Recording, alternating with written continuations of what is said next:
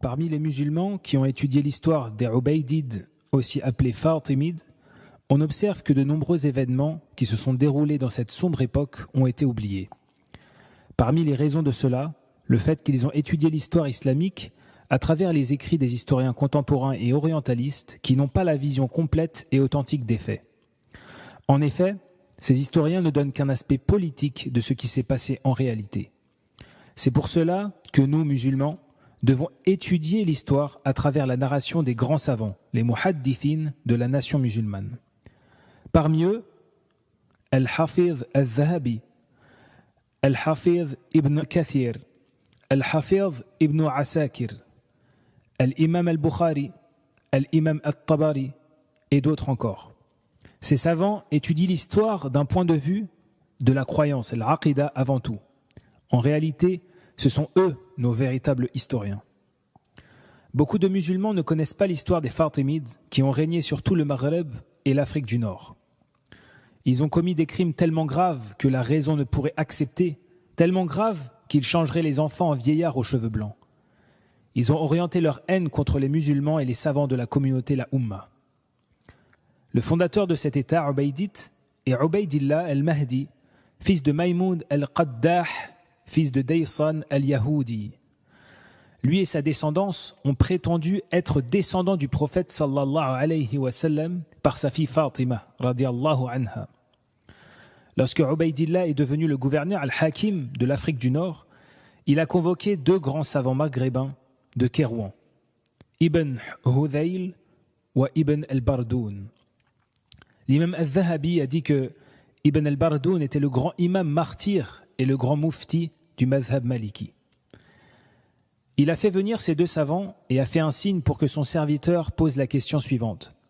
Attestez-vous que Ubaydillah est le messager d'Allah ? Ils ont répondu, même si à sa droite témoignait pour lui le soleil et à sa gauche la lune, nous ne témoignerons jamais de cela. Suite à cette réponse, Ubaydillah a donné l'ordre de les décapiter et de les crucifier.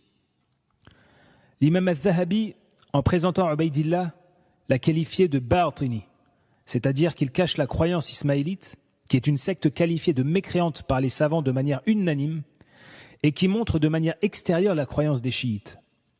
Ils n'ont aucun rapport avec les hachimites descendants du prophète sallallahu alayhi wa sallam comme ils l'ont prétendu. Il a dit aussi que les savants du Maghreb étaient sur le consensus de les combattre du fait de leur mécréance claire et apparente. Al-Qadi Iyad a dit « Les savants de Kérouan sont sur le consensus que la lignée des fils de Ubaydillah est considérée comme apostat et hérétique. » Al-Hafiz ibn Kathir a dit, en décrivant l'état de l'Égypte après la mort de Al-Hakim al-Ubaydi, que les croyants étaient très joyeux de cette nouvelle. En effet, ce tyran endurci, borné et ce shaitan rebelle prétendait la seigneurie comme pharaon. Il ordonnait à tout le peuple de se mettre debout en rang lorsque le jour du Jumu'ah, son nom était cité dans la khutbah, et que tout le peuple se prosterne pour lui, même les gens qui étaient dans les marchés en dehors de la mosquée.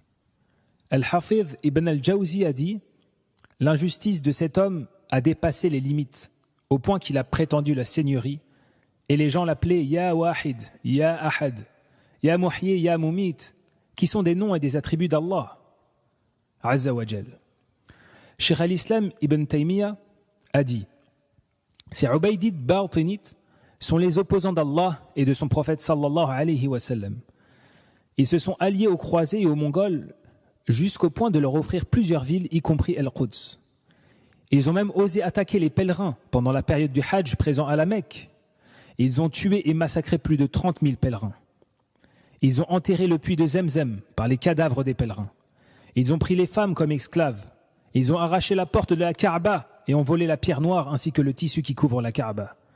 La Kaaba est ainsi restée 22 ans sans pierre noire.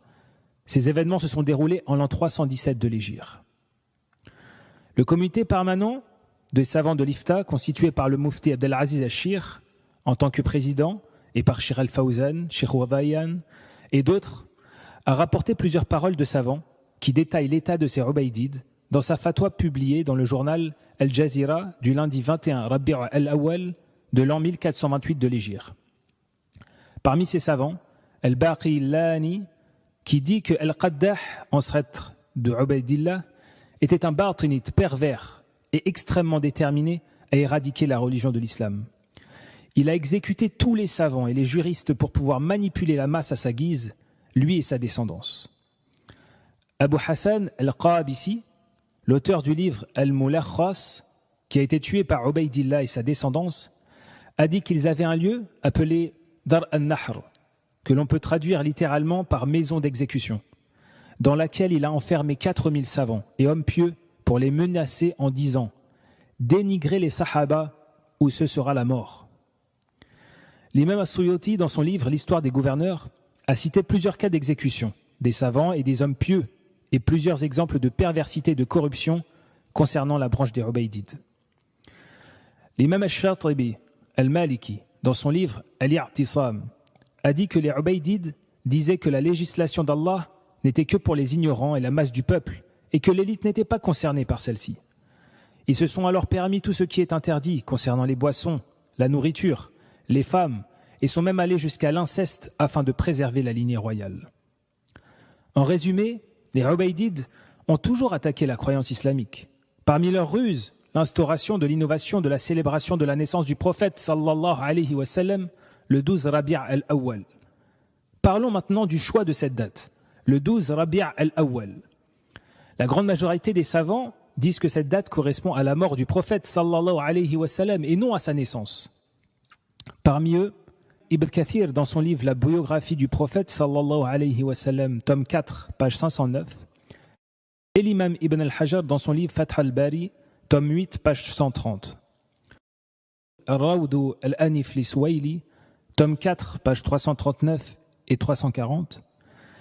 Aussi, nous savons que le prophète sallallahu alayhi wa sallam est né un lundi et qu'il est mort un lundi selon le hadith authentique. Or, la date du 12 Rabi' al-Awwal ne correspond pas à un lundi, mais plutôt à un jeudi selon les calculs précis des historiens. Mais comme nous l'avons vu, la majorité des savants confirment que cette date correspond à la mort du prophète sallallahu alayhi wa sallam et non pas à sa naissance. Maintenant, nous pouvons nous interroger sur la raison de l'instauration de cette innovation de ces Ubaydides, ennemis jurés de l'islam et des musulmans selon un consensus des savants. En sachant que leur intention a toujours été d'effacer la croyance islamique, célébrer cette innovation était une manière d'exprimer leur joie concernant la mort du prophète sallallahu alayhi wa sallam plutôt qu'un prétendu amour pour lui sallallahu alayhi wa sallam.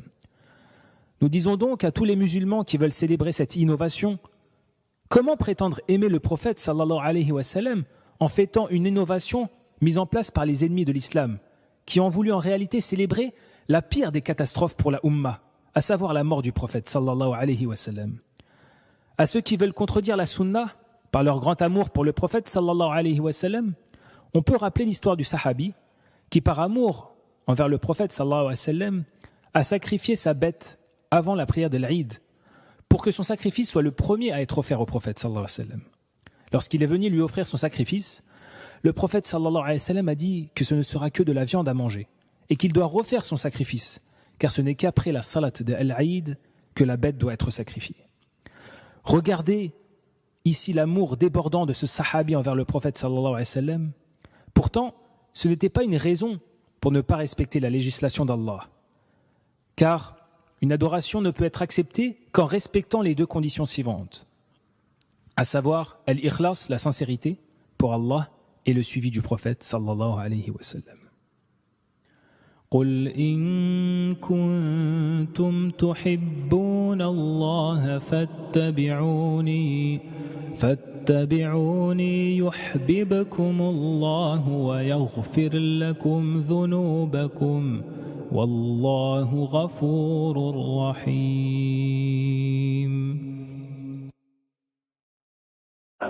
الموالد أحدثت في القرن الرابع الهجري، وأول من أحدثها العبيديون الذين حكموا مصر في القرن الرابع الهجري. أول من أحدثها الفاطميون في مصر في القرن الرابع الهجري. في القرن السابع أحدثها ملك إربيل في العراق.